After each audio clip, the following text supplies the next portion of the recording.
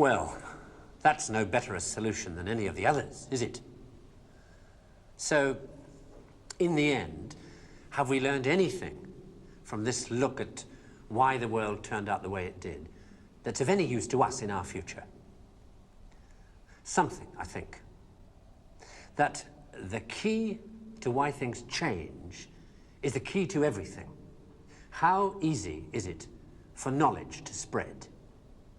And that in the past, the people who made change happen were the people who had that knowledge, whether they were craftsmen or kings. Today, the people who make things change, the people who have that knowledge, are the scientists and the technologists who are the true driving force of humanity. And before you say, what about the Beethovens and the Michelangelos? Let me suggest something with which you may disagree violently. That at best, the products of human emotion, art, philosophy, politics, music, literature, are interpretations of the world that tell you more about the guy who's talking than about the world he's talking about. Second-hand views of the world, made third-hand by your interpretation of them. Things like that, as opposed to this. Know what it is? It's a bunch of amino acids, the stuff that goes to build up a worm or a geranium or you.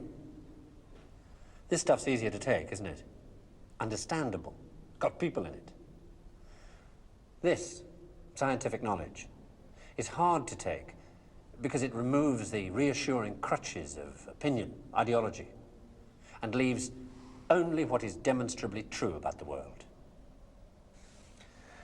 And the reason why so many people may be thinking about throwing away those crutches is because, thanks to science and technology, they have begun to know that they don't know so much, and that if they are to have more say in what happens to their lives, more freedom to develop their abilities to the full, they have to be helped towards that knowledge that they know exists and that they don't possess.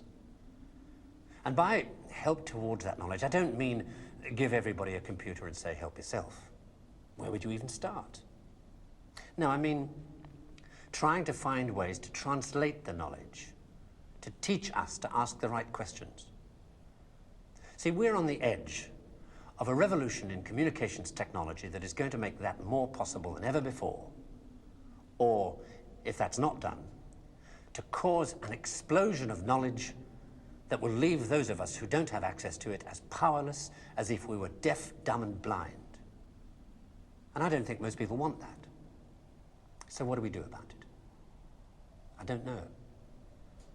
But maybe a good start would be to recognize within yourself the ability to understand anything, because that ability is there, as long as it's explained clearly enough.